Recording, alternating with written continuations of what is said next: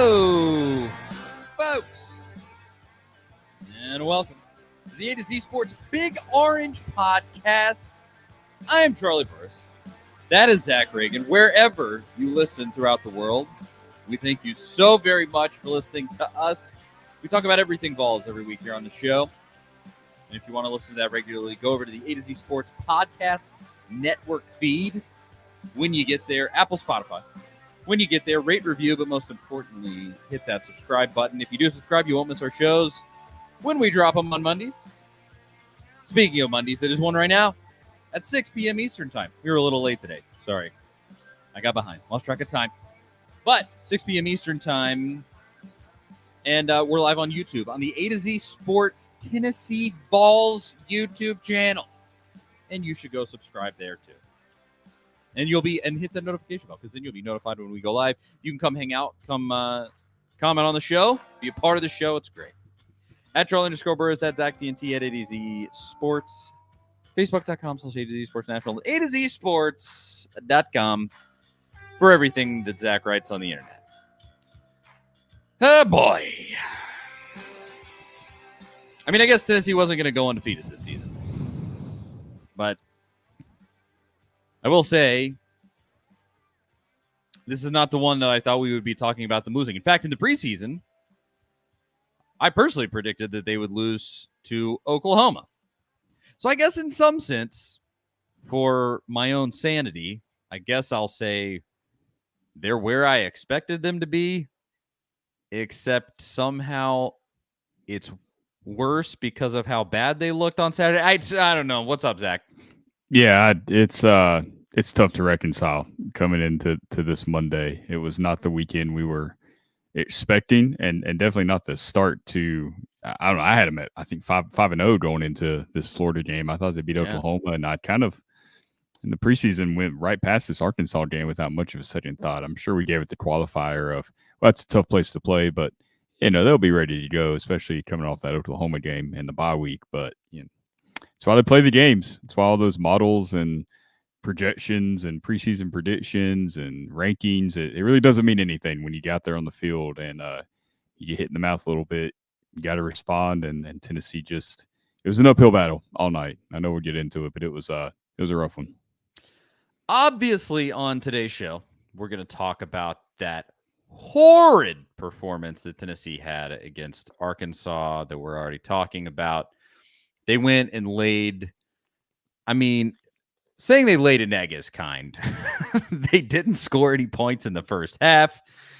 They only scored 14 points total for an offense that at times has averaged 40-plus points a game in Heupel's tenure. Known as an offensive savant, 14 points. 14 points. 1-4. 14 is all they could muster. You can tell I'm going to be a little fired up about it. But we're going to talk about all of that. And then, of course, the Florida Gators right on the horizon. I mean, there's no rest for the weary here. Although you just came off of a bye week, you shouldn't be that weary, and you shouldn't have lost to Arkansas. It's going to be a hot one, Zach. I'm not happy. This is a very annoying loss. So let's talk about it right after I tell you about the good folks at Farm Bureau Health Plans. Farm Bureau has been serving Tennesseans for over 75 years. Much has changed in Tennessee over the years, but some has stayed the same. Farm Bureau has always valued personal relationships, especially when it comes to good health and good service. So plan on Farm Bureau Health Plans for health, dental, and vision. For better coverage, better rates, and better service, go to fbhp.com/ATOZ or walk into one of their 200-plus locations across the state. That is fbhp.com/ATOZ. A to Z. Farm Bureau Health Plans. Shout out to them as always. Okay. So Tennessee goes to Fayetteville on Saturday night, the dreaded night game away. And Josh Heupel did what he has done in his time at Tennessee. He laid a big stinking egg on the road in a night game, and we thought maybe that he had gotten over that hump a little bit with that Oklahoma game. I thought he really called a nice game at Oklahoma, got ahead, clamped down, called it a day, ended up, you walk out with a nice win and cover, and you go, okay, maybe he's overcome this because his defense is so good. Defense travels. This is awesome. And I'll say this Arkansas game, the defense did travel to a certain extent. I said this to Cromp on Saturday in our post game myself, former Vols quarterback Jonathan Crompton. Every halftime and post game of every Vols game, we are live here on YouTube. I said to him, my prediction for this game was Tennessee 38, lol, and Arkansas 20. I basically hit it on the head with Arkansas. I thought Tennessee was going to give it up 20 points. I thought this Arkansas offense was formidable. It's at home. They're going to probably move the ball a little bit on you. Fine. I nailed it with Arkansas. 14 points for Tennessee. 14. What happened here, Zach? What do you think? Yeah, it's there's a lot of layers to this one, and having 2 days to think on it after Saturday night, I think it. I don't want to go, all fire everybody. Things have to change type of situation. Like college, I think we got to change how we watch college football, and I think this first month of this season has shown us that exactly. It's not the same sport that it was 10 years ago. It's not the same sport it was pre-COVID with NIL and the transfer portal, the playoff. I think parity has really arrived to some extent in the sport. I mean, seeing Vanderbilt beat Alabama. I mean, Whew. I think everybody watching that game, probably even Vanderbilt fans, thought, eventually Alabama's going to pull away here. I mean, they're just going to. They're going to be too much, and it looked like that a couple times. Vanderbilt kept fighting back. Huge win for them. Kentucky and Ole Miss, kind of a similar game as Tennessee and Arkansas in some ways. Kentucky and Georgia a couple weeks ago. Kentucky almost knocked them off. Even Georgia losing to an Alabama team that lost to Vanderbilt. I mean, it seems like at this point, anybody can win on any given Saturday in some of these major conference games. So I think the days of just straight dominant 15-0 type seasons, I mean, there might still be some of those from time to time. I mean, we just had one with Michigan last season. I think we're going to start seeing less and less of that and more of these unexpected upsets, just because you can really build a roster so quickly through the portal. And, if you get the right chemistry, you can have a special season kind of come out of nowhere. Or if you get the wrong chemistry, you can kind of sink the whole ship there. And I don't think that's what's happened with Tennessee here. I think there's just, from a 10,000 foot view here, very easily, I think the easiest thing to point out is just they overlooked Arkansas. Like, you heard it from Dylan Sampson, you heard it from Miles Kitselman today.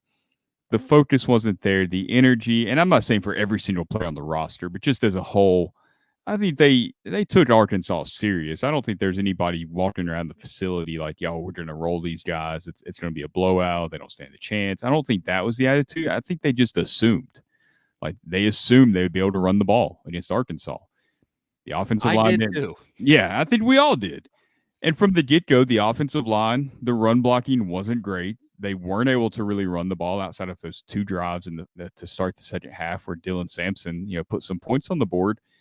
And really from there, that's where it all falls apart. I mean, it is so dependent on the run going. And when you can stop the run with a 3 and 4 man front, I mean, you can drop those safeties back. You can put your linebackers in the middle of the field. You can really stop Tennessee's passing game at that point. Oklahoma did a really good job of that. Regardless of how conservative Heupel got with the offense, they weren't running all over Oklahoma when they tried to. They broke off a few nice runs, but it wasn't just – they weren't gashing Oklahoma at all. And Arkansas, similarly, same thing. And there's some – Oklahoma and Arkansas both had some of the same advantages where they had guys that had been on their staff in the past that ran these types of offenses. So Brent Venables and Sam Pittman, they knew some of the ins and outs on how you can stop this stuff, the different looks you can give. And we heard from Tennessee's players and coaches after both games, like they did some stuff that Tennessee hadn't seen on film. Unique game plans, just like Austin Peay game last season. We saw how much they struggled in that game against an inferior opponent. So, moving forward, Tennessee's got to expect the unexpected at this point and understand that teams aren't just playing their normal base defenses against them. They're coming up with special game plans designed to stop Tennessee's offense, to stop the run, and it's working. And I think that's where you've You've got to figure something out, and you cannot go into another game unmotivated like that. You just cannot take anybody for granted in this league anymore. I don't care Yeah. from Vanderbilt to Georgia. There really, you already said it. There really is so much to unpack because, yes, admitting that the energy wasn't there, what an indictment. You off a bye week. That's the week the energy should be there. You're rested. You're fresh. You should be in your best shape. And speaking of shape, I mean, the offensive line stinks. They stink. They didn't play well. It's not, and maybe they will get it together moving forward. And I would hope certainly that the penalties will stop getting to play 4 straight games at home, or at least, they'll become less frequent. But let's start with Lance Hurd, a guy who I'm sure is getting a stack of cash through NIL. Looked laughably bad. And people have speculated maybe he's hurt and not as mobile as he could be. But there was speculation he was going to play in that Oklahoma game, and it's been 2 weeks since then, and he didn't play. He didn't even travel to the Oklahoma game, and he's looking this bad. So color me a little skeptical that he's hurt. There's just no confirmation there, and maybe it comes out later this week that he is. I don't know. But he looked so bad. John Campbell was just getting whipped on the edge, and there was just nothing there. Then you add on the coaching adjustments. There was nearly nothing. I mean, what happened? What are we doing? Like there was no plan offensively. No. Like they were just winging it. So unprepared out there. I mean, this was another thing that me and Crompton talked about. Like, I get it that Josh Heupel runs this system and that's what he does, and he's built his whole career around this as his signature thing. You got to adjust. That's not how this works. Like, it is his signature thing, but that's not how you're going to win these football games. Because like you said, Zach, people are creating special game plans for you, and they're coming with these extra steps. When you're a top 5 team, of course they're going to create special game plans for you, and they're going to throw things at you. Now, it's been the Oklahoma game and the Arkansas game where the players after the fact have said, oh, they threw stuff at us that they haven't done all season. Well, of course, you're a top 5 team. Of course they're going to do that. You are the whole deal. It's like Vandy with Alabama. Vandy loses to Georgia State, and then, against Alabama, they got nothing to lose. You're supposed to beat them. And so they're just going to come with whatever and throw it all out the wall. And in this case, your offensive line stunk out loud. They threw this defense at them that Tennessee hadn't seen. Elias says it here in the comments. He says the Vols will be fine. Nico looked like a freshman against a bunch of shifting disguise coverages. He said, I can't even process the amount of random but minor wide receiver injuries we had. Yeah, it looks like Squirrel White, probably collarbone, potentially a hand thing with Brew McCoy. So you're going to get to see some young guys here going forward, which in season past that produced the Jalen Hyatt year. But real quick on that, not to get too in depth, but Josh Heupel said today that neither one of those injuries were season ending. That means they could come back by like the bowl game. I mean, he said the same thing about Keenan Peely last season. They're not throwing shade at Heupel. I get it. He doesn't like giving away information. That's fine. Like that. It doesn't bother me really that much. It's funny. It's a quirk, and it can be annoying, I guess, to some folks. But we'll see them when we see them. Exactly. And Clinton is giving you a little foreshadowing here in the comments. He said, we need an actual offensive coordinator. We were unstoppable when coach had an extra opinion. We're going to discuss that. Mm-hmm. That's been a huge talking point. Is Alex Golish was he the magic? We'll talk about it. But first, so your offensive line, terrible. Behind that offensive line that was playing so poorly, Nico is just fighting for his life. Running back pass protection in addition to that was pretty bad too. Yes. It was not great. And then the wide receivers not springing open as sort of I don't know that I even put that 100% on them. I think it's kind of a product of this whole thing, because the defense doesn't necessarily have to respect the pass that much, because you can't pass on him. Like he's Nico's a sit and duck back there with dudes right in his face every play. And all of that equals 0 points in the first half. Now they come out in the second half, and I will say this. I thought Tennessee was about to run those boys out of the gym. I did think that. They got up 14-3, and I went, okay. I think they thought that too. Yeah, they did. They 100% did, and they fell asleep at the wheel.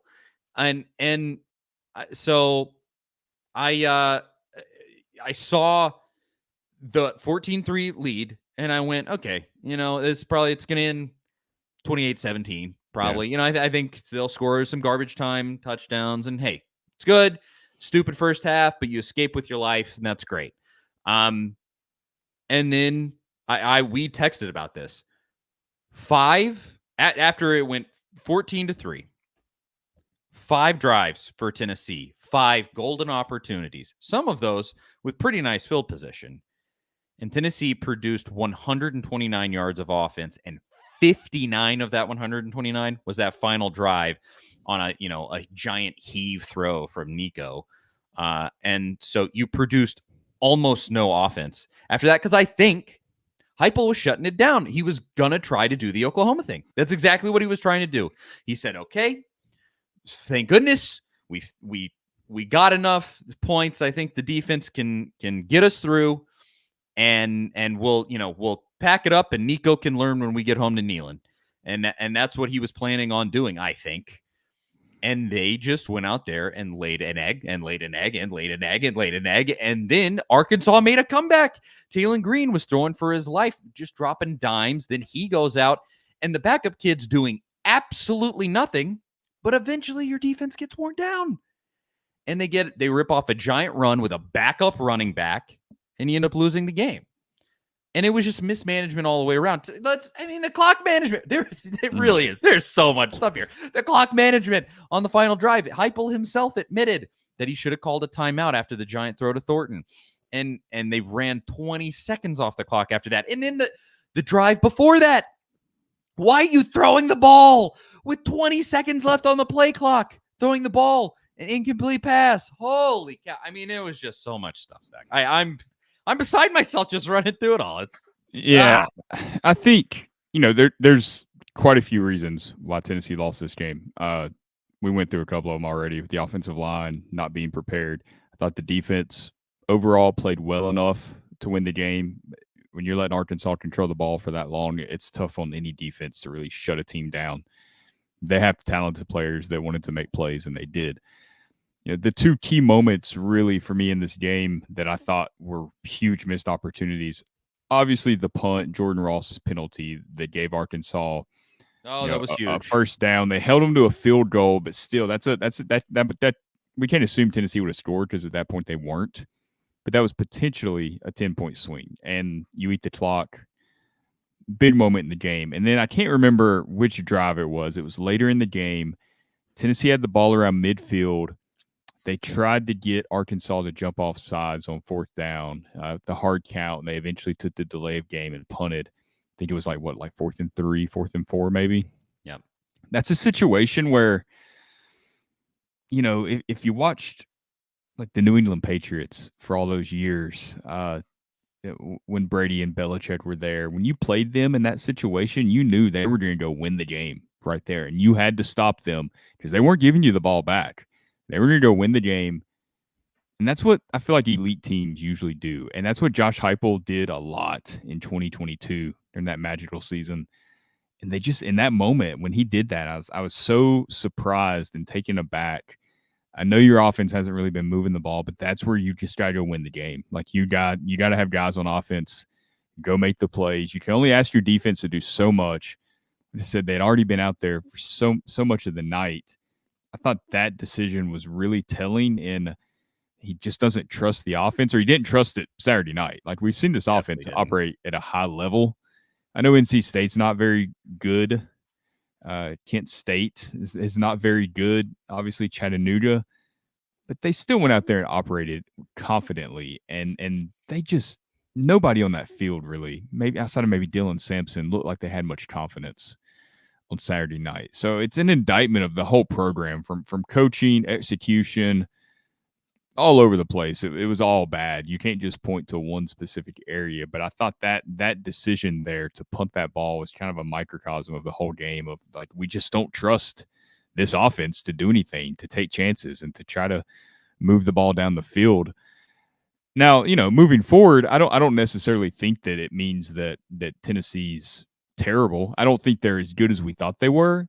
I don't think they're as bad as what we saw on Saturday night either. Now, I have no idea what to expect in this Florida game. We'll get to that later too, but one bad game shouldn't define Nico. He is still a young player. He hasn't started that many games. He's seeing things that he's never seen before.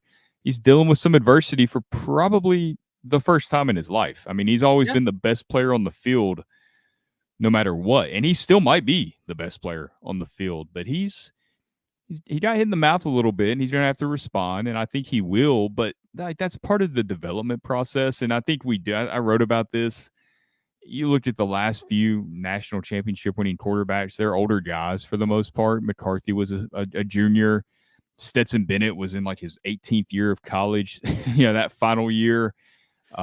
Matt Jones was a little bit older when he went to Alabama. Joe Burrow was a fifth-year senior. Like, it doesn't always click automatically. It's there's some Trevor Lawrence stories where you win as a true freshman or a Jameis Winston, but that doesn't have to be Nico's story. So some of the expectations probably were a bit much, and some of the hype was a bit much early this season.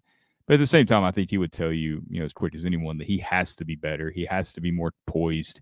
He has to be more composed, and he has to be more confident. Like, this offense only works if the quarterback's willing to go out there and let it rip like Hendon Hooker did in 2022.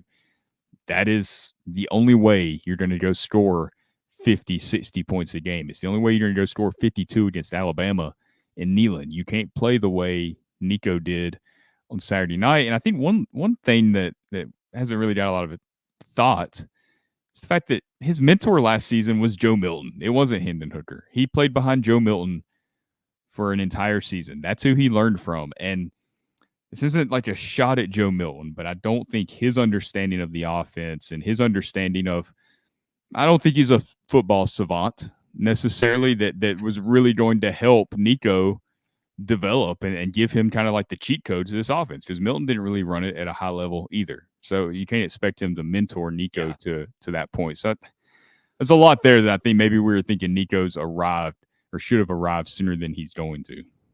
There's a lot of people that are being pretty alarmist about Nico. He ran out of bounds. I mean, it's terrible. That's a very, very dumb decision. You have to just throw the ball. And he said after the game that the ball was slipping in his hands. That's why he tucked it. In the video, if it was slipping in his hands, you couldn't see it. But I am not overly worried because of everything else that was happening around him. If the offensive line was holding up and Tennessee was running the ball effectively and he just looked completely incompetent trying to throw the ball, I'd be like, okay, this kid may not be as good as we thought he was going to be. But here's something that happened in that game that I think you can take a little solace in. That giant throw to Thornton on the final drive of the game was unbelievable. It was unbelievable. Like, go and watch that again, or maybe go watch a video on YouTube where somebody who knows what they're talking about talks about it, and you'll hear people who speak on those things go, that's a crazy pass. I mean, it's a pass that a lot of guys in college football can't make, and he can go out there and make it. It was too little too late.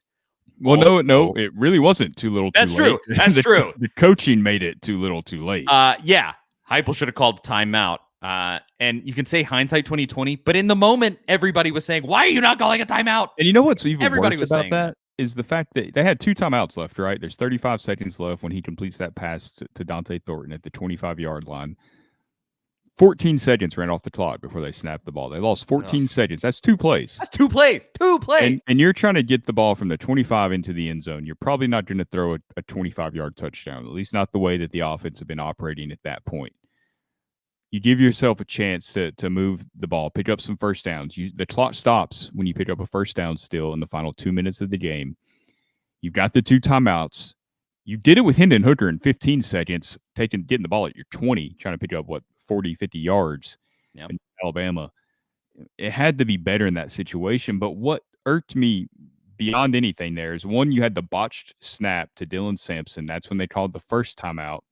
The second timeout was after an incomplete pass when the clock was already stopped because they couldn't get the play right. So bad. So you didn't even get the full benefit of that timeout. So you saved it when you could have used it and saved 14 seconds, and you got nothing out of it. It was just brutal. Really, really bad clock management. It felt like Heupel let that moment be too big for him. And he's had a lot of moments where he's been really good as a coach, really good, better than anything Tennessee's had since Philip Fulmer left.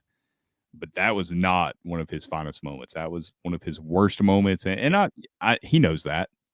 And hopefully he learns from it and he's better because of it. But that can't happen in an SEC road game. You will not win ever coaching that. That's the reason Steve Spurrier lost to Butch Jones in Tennessee in 2013. It was the same reason, was brutal clock management at the end. And that's what happened to Heupel. It's an interesting example to bring up. It's true. It was just horrific game management there from Heupel and his quarterback. But and saw people tweeting about it today on one of the plays after the Thornton catch. On one of the plays, he had Dylan Sampson wide open. I mean, he would have walked into the end zone. And Tennessee would have won the football game. And all he would have had to do is just dump it out into the flat to Dylan Sampson. It would have been an easy throw, low skill, a throw borderline that I could have made.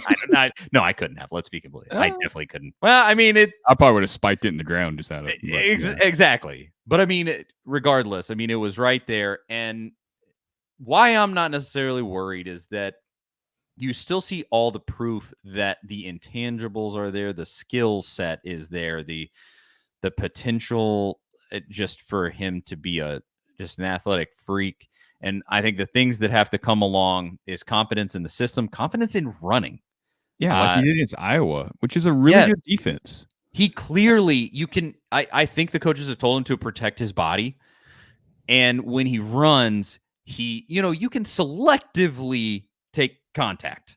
And he just, when contact is coming, he goes, and then he folds up into a ball and falls to the ground. And, in some situations, that's completely fine. It's a smart thing to do. But in other situations, you could extend a play. And this is another thing I said to Crump on Saturday during our post-game shows, that he should look at the way that Josh Dobbs ran.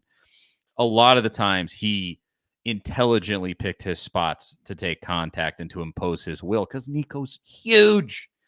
Freaking run over some dudes like you can. And yeah, you are going to risk body damage. That is true. But Crompton actually said it in response to that, that he just needs to get popped one time and notice, oh yeah, I'm not going to die. And then gain that confidence.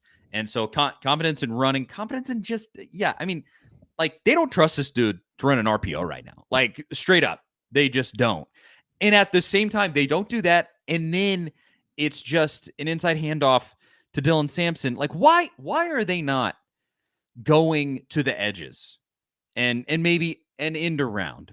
Maybe, it's giving it to your running back in the flat. Like something along those lines that's trying to work around the bad offensive line and also work around just handing the ball off and trying to run it up the middle with a dude, and it's just not working because your guys can't block. Like, go to the edges, do these things, simple slant passes. Yeah. They don't run a freaking slant. Like, what are we doing? Middle of the field's wide open at times, and you just there's a lot offensively that they could have done differently, and I think they're going to have to moving forward, because if this is how teams continue to play Tennessee, then those options are still going to be there.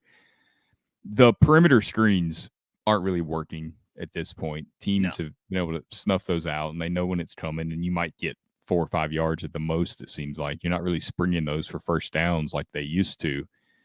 You've got to run some like tight end screens to your running back, something that can get the ball to the middle of the field to kind of mitigate some of the poor offensive line play. There's things like that they definitely have to do. Something up front has got to change. If you cannot block a 4-man front and run the ball against that, you're going to have trouble beating anyone in the SEC. You don't even want to go play Vanderbilt. That Alabama game notwithstanding, you don't want to play anyone if you can't stop 4 SEC defensive linemen. I don't care if it's Mississippi State or Georgia. That you're going to have a hard time. So there's something's got to change there, and it's that's the one position where it's hard to have a lot of hope, because you don't have any other options that are elite. Your tackles were the worst graded players by Pro Football Focus coming out of that Arkansas game. Campbell and Hurd were both in the 40s, and I know it's not all on them. There are situations where the guards certainly didn't help. Tight ends weren't blocking great. We already mentioned the running backs were really bad in pass protection. I even saw Cooper Mays a couple of times. Just the effort wasn't. It was there, but it just seemed like they were so reactive. If you watch the offensive line, they were playing on their heels. They weren't really attacking the defensive linemen at all. And you could tell who looked confident and who didn't. And a couple of times, seeing Lance Hurd in his back pedal, his weight looked like it was on his heels. Like he was never going to stop anyone like that. And it was, if those guys don't play at a higher level, I don't know what you're going to do, because it's Dane Davis, it's Larry Johnson, it's young guys that they really haven't looked great either. Though Dane Davis was in at right tackle on that second drive where they scored in the second half, where you didn't have the long Dylan Sampson run like you did on that first touchdown. They had to go down the field. I don't know. Maybe he should be playing more right tackle at this point. I'm not sure, but until it gets better up front, the entire offense is going to have a hard time moving the ball, period. Yeah, it is what it is. And I mean, we almost don't even need to talk about the defense. Was the defense perfect? No, it definitely wasn't. They got gouged, and Arkansas could have scored a lot more points than they did. Yeah, realistically, that 3-0 was a little bit lucky. It was an illusion at halftime. Yeah, but the defense on the whole, they did what they needed to for Tennessee to win that game. You should be able to score 20 freaking points in a game. That's completely ridiculous. But just right now and so far through Heupel's entire tenure, that offense just doesn't travel. It just doesn't. And I'm interested to see if it does come to life in Neyland this week against Florida. And you gotta get Mike Matthews out there. I've been saying it for 2 weeks at this point. That guy is the most talented wide receiver on your roster. Chris Brazzell at this point, we'll see how it transpires. It's too early to call him a bust, and that's why I'm not on board with Nico sucks or Nico's overrated or anything. Like, you gotta let it play out. We got 6 games to go off of. We're not going to hot take it at this point. We're too far into this, I feel like, to just throw out random hot takes. But Matthews looks like the most talented, possible future NFL guy in that wide receiver group. Get him on the field. I mean, they're doing it at Alabama with Ron Williams. They're doing it with Jeremiah Smith at Ohio State. I don't care what kind of offense you run. He doesn't have to fit into your offense. You got to fit him. You got to figure out a way to make it work for him and to get him on the field. Whatever it is, you're an offensive guru, Josh Heupel. You got to figure out how to get that guy the ball, because he's got great ball skills, great body control. He's fast. That it's leaving him on the bench it's inexcusable, I think, especially when you see other guys at big programs that same age with a similar recruiting ranking, making huge impacts right now. And Mike Matthews has 2 catches on the season. Yeah, it is pretty egregious with the injury situation. Again, Squirrel White probably out, Brew McCoy probably out. And so now's the time. I don't know who will return punts. Maybe Boo Carter, not Cam Selden. So we'll see. And Squirrel White. I think Jermod McCoy had been returning some at some point. Maybe. And we gotta, not to rub salt in the wound for an already hurt Squirrel White, you gotta field that punt at the end of the game. You have to. And it turned out that 20 yards that it forfeited by him letting it bounce was massive. Yeah, like our guy Craig said in the group text, an ode to Butch is the hidden yards in the game that you don't think about. And it's true. It is true. Yeah, it's Butch's hidden yards there, where it's 20 yards you didn't have to give up. And so your ensuing punt, when that offense failed on that drive, goes 20 yards behind where it would have otherwise. And 20 yards would have been the entire game. They had a backup kicker in there that was terrible. And, you would have been putting it on that dude to win the game from maybe a 50-yard kick. I mean, Lord knows. It would have been a completely different situation with those extra 20 yards if they ended up moving the ball at all. Who knows? Maybe you don't give up that giant run. And it's just there was just so many things, and we could talk circles around it. But let's end this conversation before we move on to the actual Florida prediction, Zach, I haven't even talked 1 second about Florida. A lot of people have been saying now, with how just wretched the offense is, was Alex Golish, the now South Florida coach, was he kind of the secret sauce, so to speak? I've been trying to formulate an opinion on this, and I'll give mine in a second, but I'll start there, Zach. I mean, it's a fair point. The offense, since he left, has not been as good. At the same time, Hendon Hooker and Jalen Hyatt also went out the door at the same time as Alex Golish. What say you? Yeah, I think they definitely lost some talent. Jalen Hyatt, Hendon Hooker, like you said, Darnell Wright was an NFL offensive tackle that's starting for the Bears. Jerome Carvin was really good on that offensive line. That's part of it there, but I do think losing Golish was a big hit to this offense. I think, and I don't think it's just that Golish necessarily has the secrets to the system better than Heupel or can draw up better plays. I think it's that Golish, he had a bit of an edge to him. He coached with a chip on his shoulder. He really wanted to win. He hated being the underdog. He hated thinking of anything like that. I remember when they played against Alabama in 2022. He's like, hey, they got great players. So do we. We got to go out there and play the game. Like, he always kind of had that attitude. I thought that permeated to the rest of the team. I think more than anything is Golish, from what we understand and what he has said since he left Tennessee at USF, is that he was calling the plays at Tennessee. He was in the box, actually the one calling the plays, and not Josh Heupel. And he talked about how he thanked Heupel for giving him that opportunity. So I think that was a big deal. It took all that off of Heupel, and you had a guy that Heupel completely trusted up there in the box. And you see the game up there from such a different angle than you do down on the field. You see things that you don't see on the field in real time. You kind of get the flow of the game, the momentum. It's easy. It's not as easy when you go back after the series and look at the pictures and you're like, oh, we got to do this, this, and this. I mean, it's just different, I feel like, coaching from up there. When he was the one calling the plays, it took that off of Heupel. It just let him be the coach. It's really hard to do both at the same time, I think. I know a lot of people do it. They do it in the NFL with like Kyle Shanahan and Sean McVay and Zach Taylor and some of these other guys. I just don't always think it's the ideal situation, especially in college where there's just so much going on and you're getting these different looks thrown at you.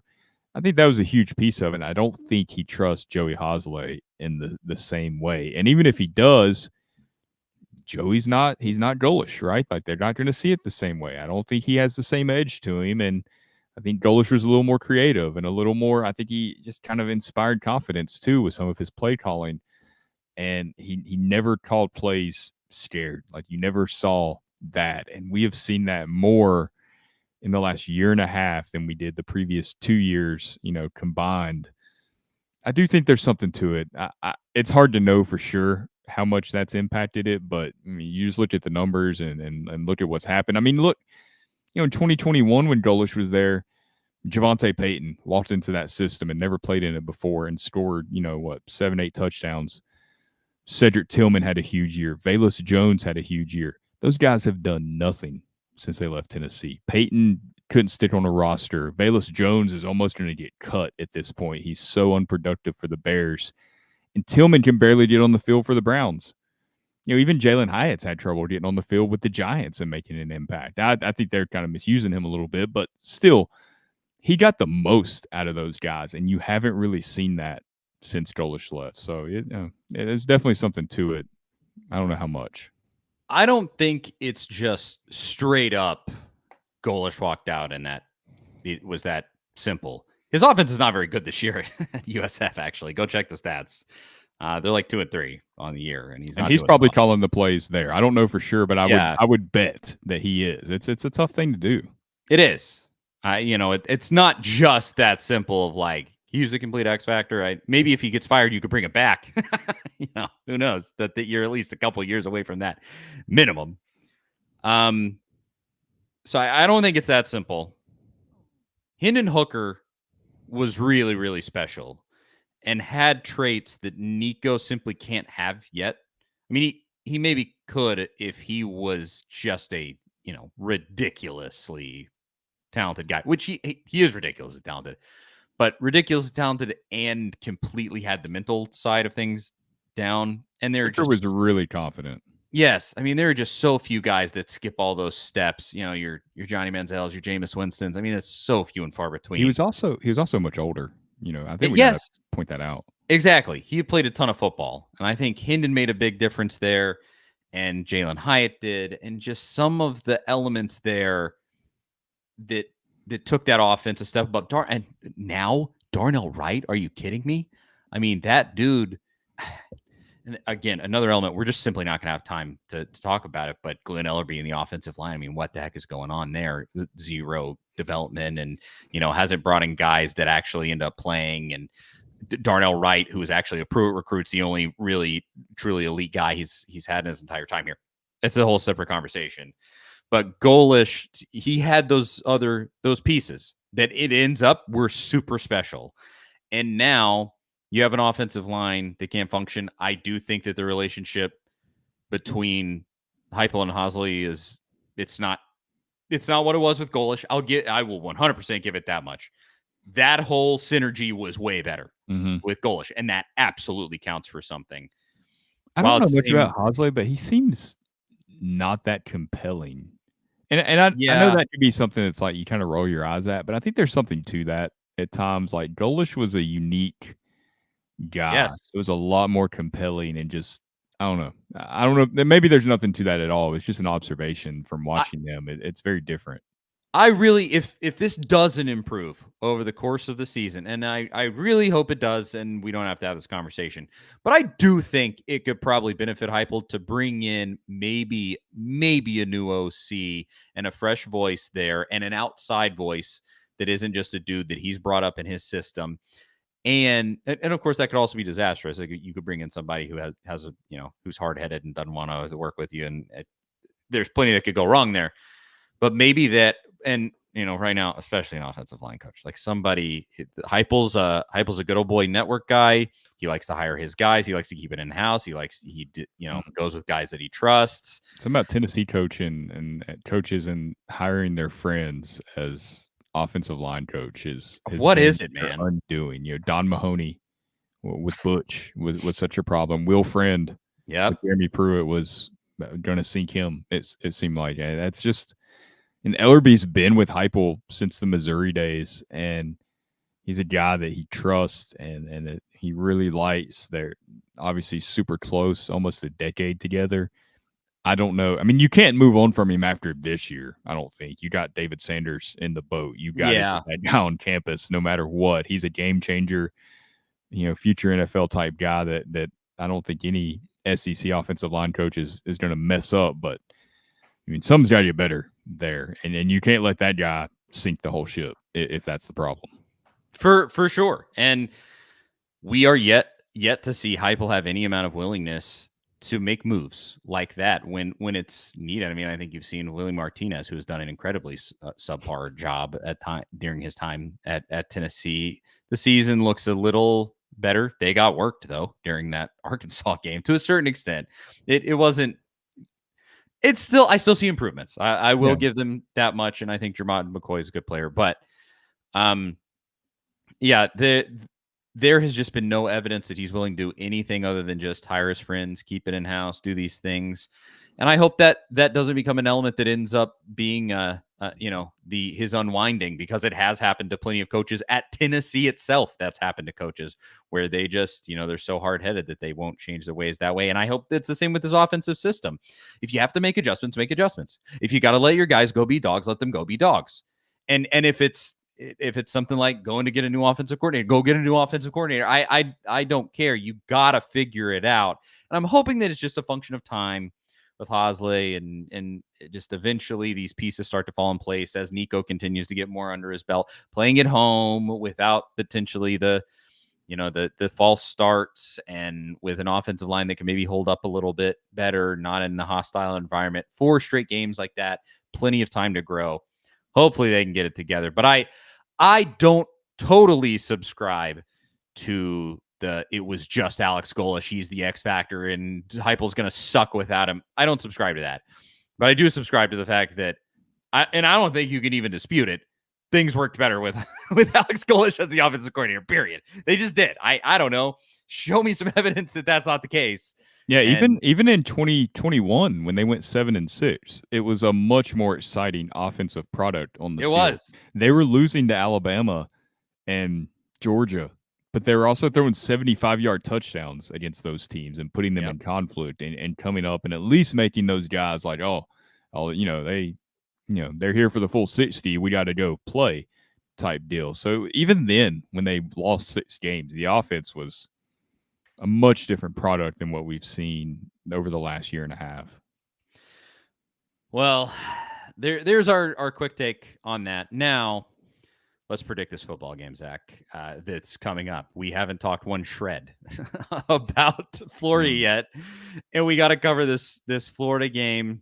And everybody in the comments too, get prepared to drop him if you think Tennessee can bounce back. I put it in the title of the show tonight. Can Tennessee bounce back from this terrible Arkansas loss and beat Florida? And we'll talk about it right after I tell you about Zen Sports. Football is back. And what better way to bet on the big games than with Zen Sports? When you sign up with Zen Sports, you'll earn a $100 no danger first wager. If your first bet loses, you'll be reimbursed for the amount of your bet up to $100. And what's better, Zen Sports is now offering NFL player props, daily promotions, odds boosts, no danger wager, same game parlays, and even same game parlay super boosts. Zen Sports even provides daily super boosts that are 16% over their Tennessee competitors. They even have a one-of-a-kind VIP rewards program that you can check out at zensports.com/VIP. You can go get comps at sporting events, concerts, even sportsbook bonuses there. What are you waiting for?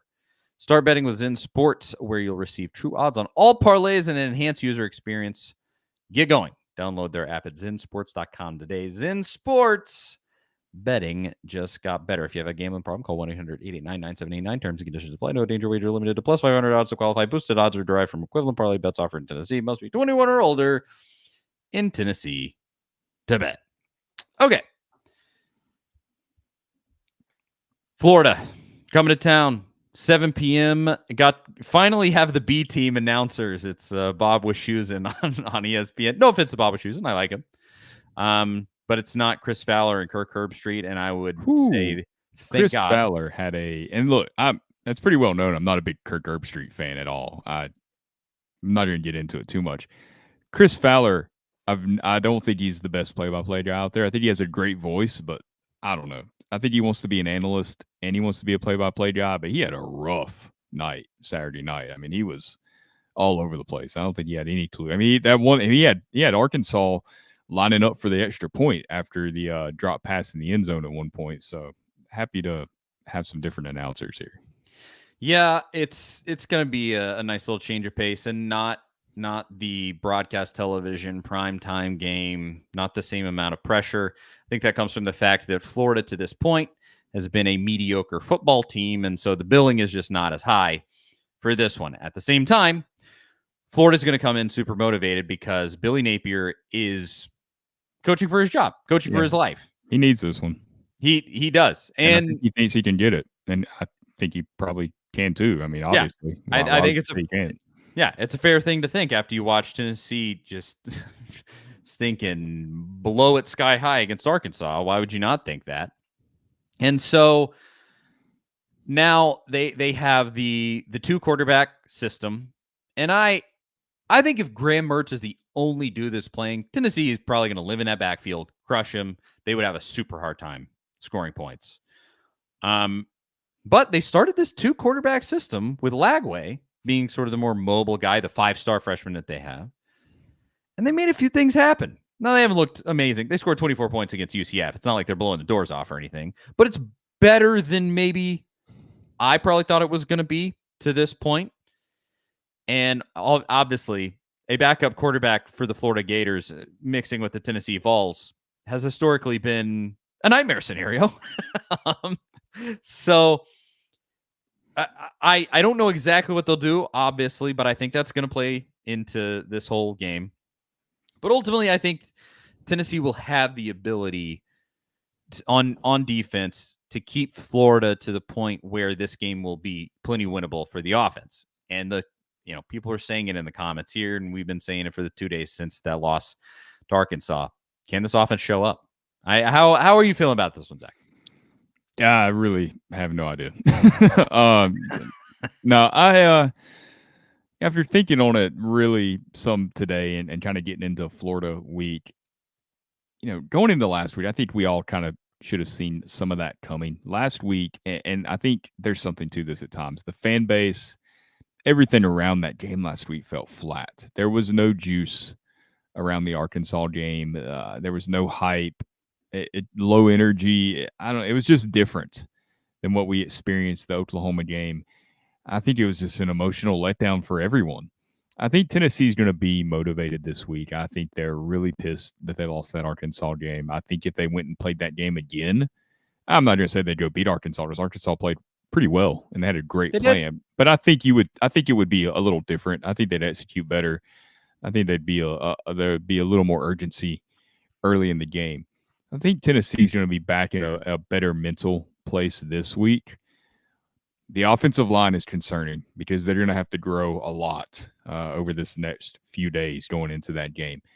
I also think there's pressure on Florida. Like we said, Billy Napier needs this game. He knows if he wins this game, he's got a chance. He's got a chance to stick around another year at Florida. He's going to have to do some more work after this one, but if he gets this one, he's really got a chance to, you go in Knoxville and win. Tennessee's still a top 10 team at this point. That would be huge for him.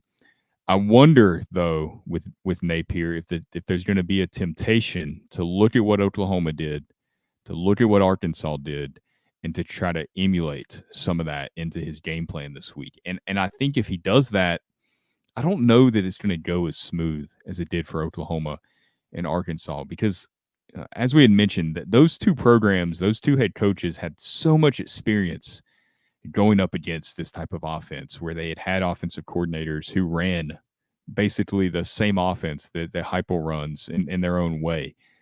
There was a little more insight there that Billy Napier doesn't have. So I don't know if that's the best move for him. I think he would be smarter to just go play his defense and hope you can win your matchups and, hope you can get to the quarterback and stop the run. That would probably be smarter. So I don't know. We'll see what he does. I'm not sure. We'll find out on Saturday night. I think Tennessee's still the more talented team. I think they have, they're going to have the crowd on their side. It's going to be loud despite that loss to Arkansas last week. It's going to be sold out. There's going to be, plenty of energy there in Neyland Stadium. That's going to be hard for Florida to deal with in that atmosphere.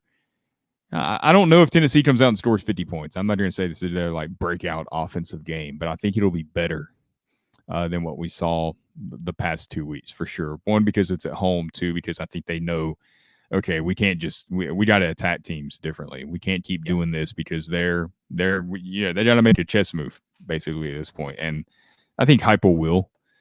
We'll see how effective it is, but I think that this is a game that Tennessee should win, and I think they will win. I don't think it's going to be high scoring, at this point. I think the tempo just isn't there for Tennessee at this point the way they want it to be.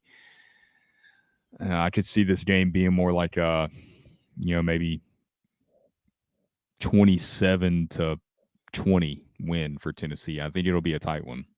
I do have to admit, I kind of laughed when the line came out and Tennessee was a 16-point favorite. I think it's gone down from there, like 15.5.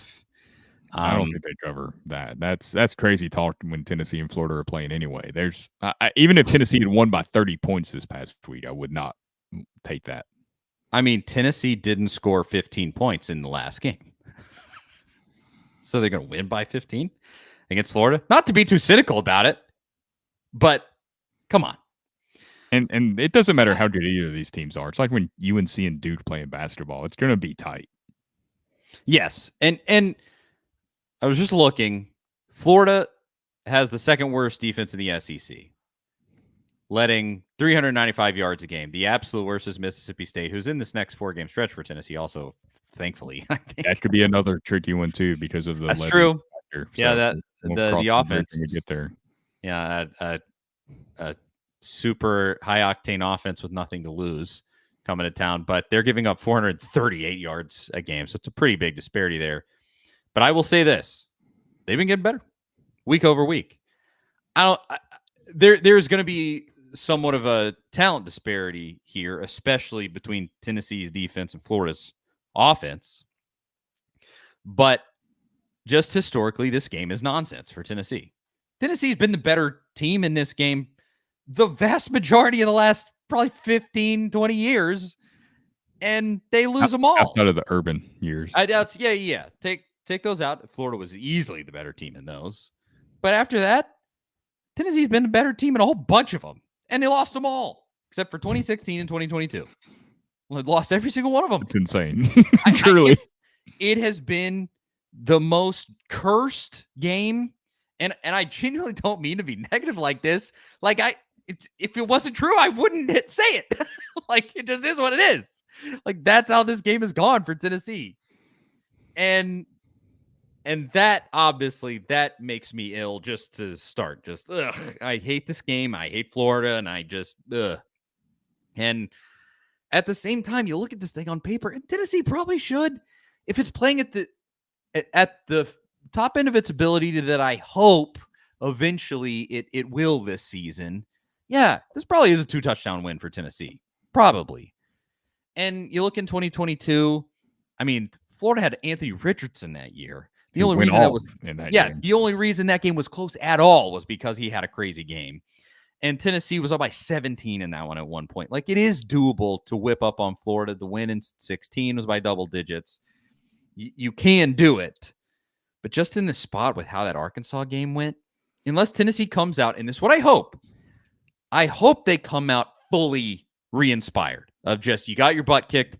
All right, let's have the players only meeting, do whatever you got to do to get your head screwed on straight. And they come out with tons of energy and they lay the wood to Florida. That would be amazing. It is going to be an incredibly hostile environment. And I think Florida's going to be shaken in this one because the Tennessee's defense is going to play, I think, up to its ability, hopefully have the best game that it's had so far this season and shut Florida down as much as they can. But I think Florida's still going to score because of that. The 2 quarterback, they got a mobile quarterback. They got Mertz, who can throw the ball decently well. He's not amazing, but he can get the ball there on some occasions. And just that combo, I think they'll be able to score. But yeah, this thing's just cursed. I don't know. And so my prediction last year, I finally broke my code. My prediction for always, I've been doing this for a long time. And my prediction for the Florida game has always been Tennessee loses until they don't, because that's how it's always worked. And I was wrong in 2022. And then last year, after 2022, when they looked so good, I predicted that Tennessee was going to walk into the swamp and lay the wood to Florida. And I broke through the BVS, and I did it. And look, I don't have nearly as much Paterval syndrome as I used to, but look at the game that you just came out of. That's a classic BVS game. And people wonder why. Yeah, exactly. And so, to me, Florida's going to win this football game. I think that's what the people want you to say. Yeah.